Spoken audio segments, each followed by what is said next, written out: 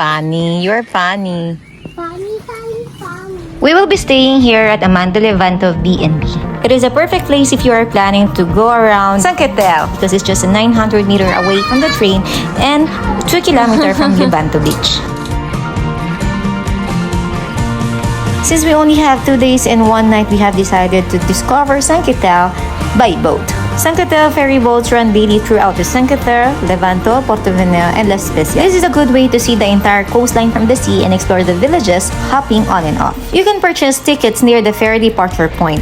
You don't need to book in advance because boat tours and ferry boat trips are cancelled in rough seas.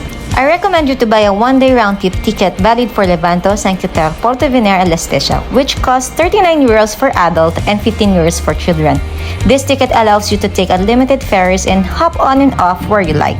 There are afternoon round-trip tickets valid from 2 p.m. which cost 28 euros for adult and 15 euros for children. There are also one-way tickets with or without intermediate stops. Dogs are allowed on board on the Cinque Terre boats and travel free of charge without the need for any ticket. You can bring your bag on the boat to the following harbors: La Spezia, Porto Venere, Lerici, Benalza, Monterosso, and Levanto. The first ferry starts around 9 a.m. The last one finishes around 6 p.m. During the long summer days, 6 p.m. feels quite early to leave the Cinque Terre, so you can also combine boats and trains. The good thing about the Cinque Terre ferry is that you can schedule your day in a way to see 4 out of the 5 villages by foot, as you visit each place according to the time you have available until the next boat ride. Since we are staying in Levanto and we have 2 days in Cinque Terre, we have decided to skip the first stop, which is the Monterosso, and just go there by car, which takes 25 minutes from Levanto to Monterosso. Our first stop is Vernazza, the small fishing village, which is probably the most characteristic of the Cinque Terre. This is classified as one of the most beautiful villages in Italy.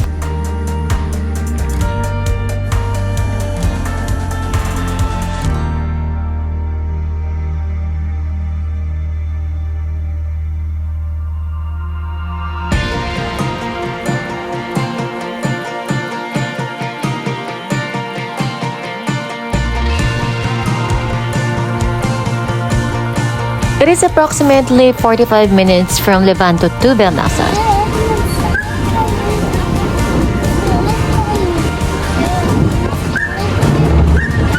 Smile!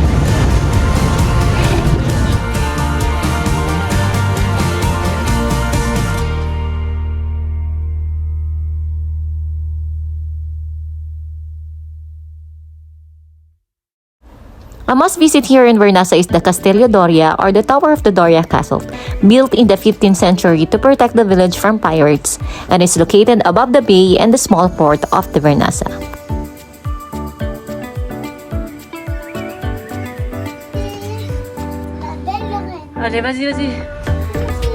Currently, it can be visited for a fee and home to cultural exhibition.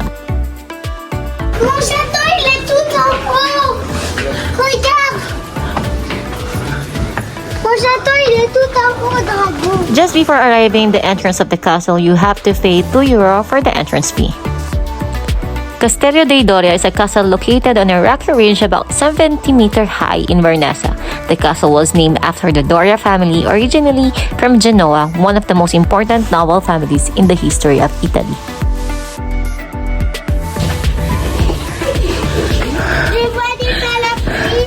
Ah bon?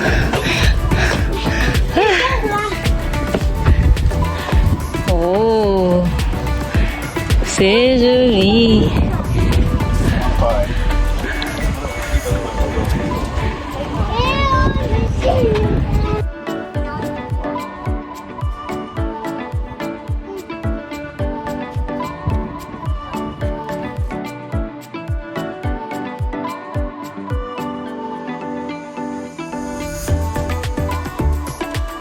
Another must-visit in Vernazza is the Church of Santa Margherita de Antioquia.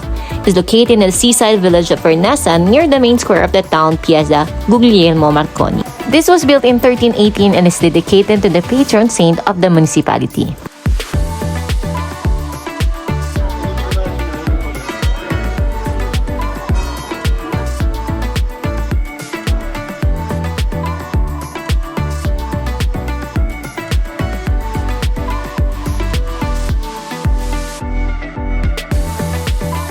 If you're coming very far from Cinque Terre, the most comfortable way to get to Vernazza is by train.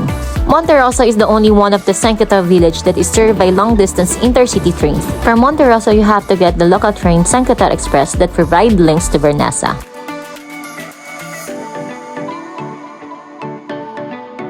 There are a wide range of restaurants in Vernazza, but since we have to follow the schedule of the boat, we have decided to just get some focaccia while waiting on our ferry boat. A small pizza costs €2.50, while round focaccia is ranging about €4 and above.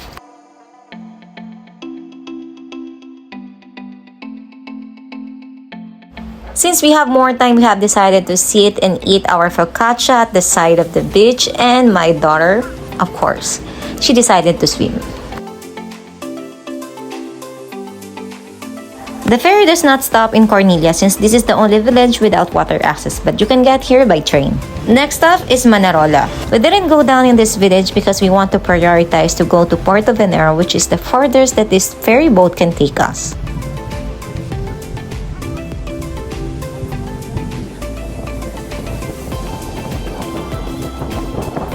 Upon arriving in Rio Maggiore, which is the next stop, it's been raining very hard. So to save us from getting wet, we have changed our plan and decided to just go to Porto Venere, which is roughly around 30 to 45 minutes away from this village.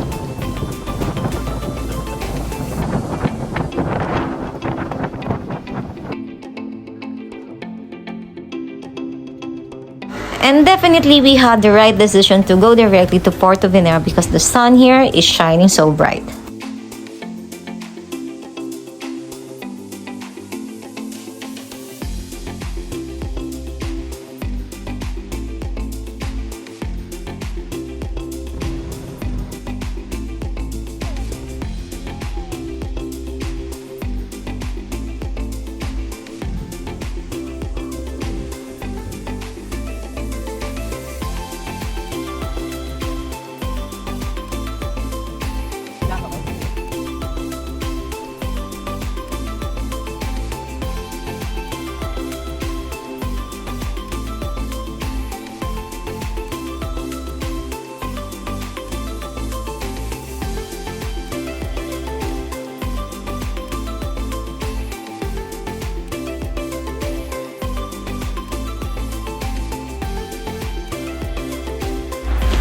Porto Venere is the Italian Riviera's hidden secret.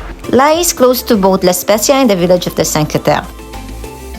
There are three main ways to get to Porto Venere from La Spezia, by car, bus, or boat. Unfortunately, there is no train to Porto Venere from La Spezia.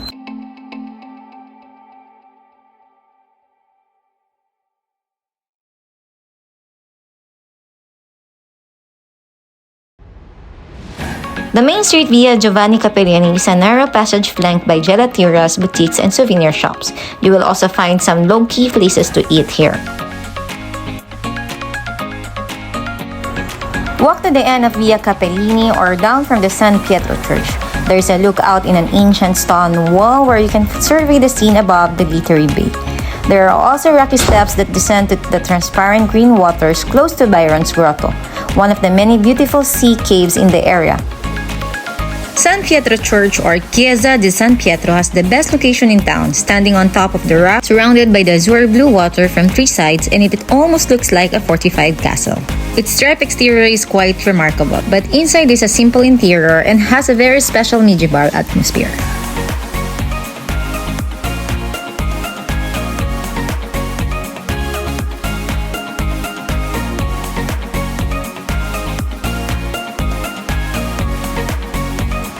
Just next to St. Peter Church, you can see an observation deck next to Lord Byron's Grotto. The Bay of Poets gets its name because the area was so beloved by the English poets. Lord Byron often stayed here and he used to swim across the bay to visit his fellow poet Shelley, hence the name of the grotto. Nowadays, it's a nice place to swim, dive, or sit. Just next to the bay is the Santuario della Madonna Bianca, also called the Church of San Lorenzo. Every year in August, the White Madonna, patron saint of Porto Venere, is celebrated here.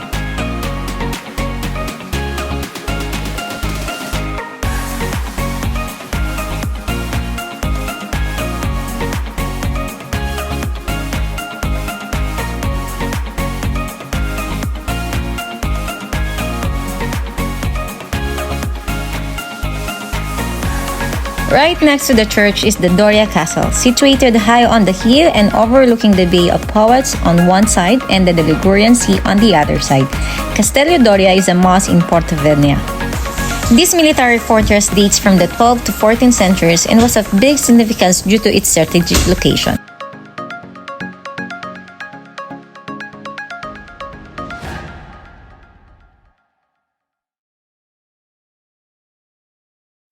The moment you catch your first glimpse on the picturesque harbor surrounded by a wall of colorful buildings, you will fall in love with this old fisherman village. The little harbor has a beautiful location overlooking the nearby Palmaria Island. And it's because it's time for snacks, we want gonna miss to try some gelato.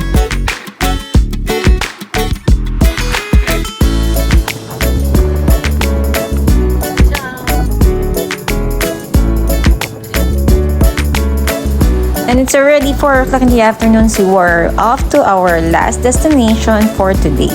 Rio Maggiore is the last village of the Cinque Terre, starting from the west, and is the seat of the local administration.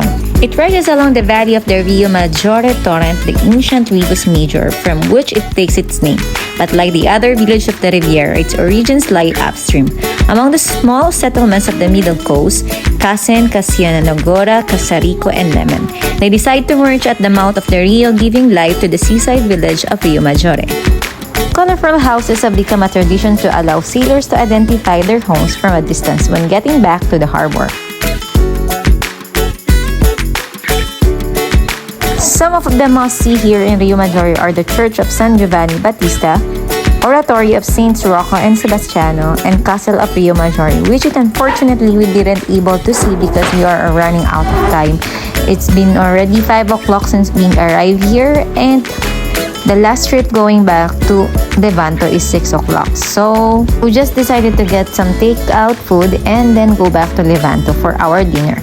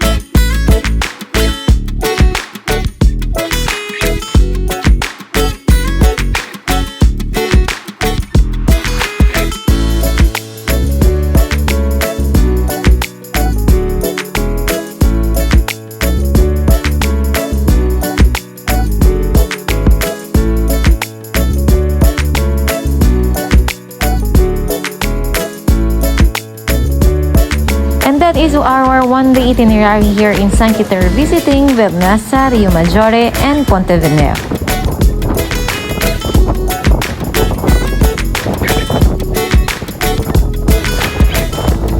The following day, since we still have time before we go back to Monton, France, we have drive going to Monterosso, which is just around 25 minutes from Levanto.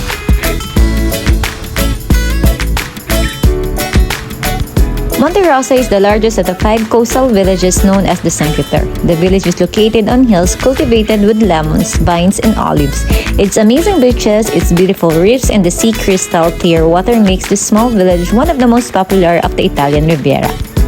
Monterosso is almost flat, ideal for anyone with mobility issues and for those who just not want to climb a lot of stairs. It is also great for families with small kids, as there are long stretches along the beach promenade where you can walk with stroller.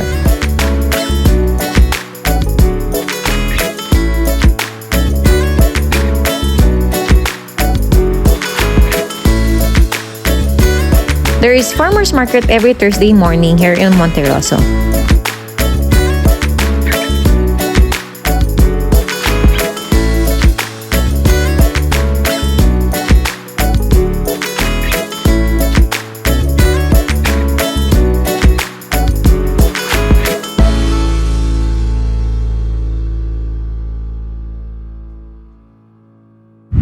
Although in contrast of the beach life is very pleasant, and dinner in a restaurant by the sea is absolutely unmissable. It is worth spending half of the day discovering the historic center, among the alleys, discovering authentic views and the most interesting monuments. Sige.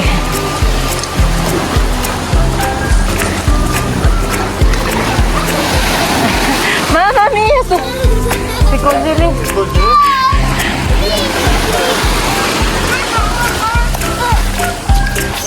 Aret. No!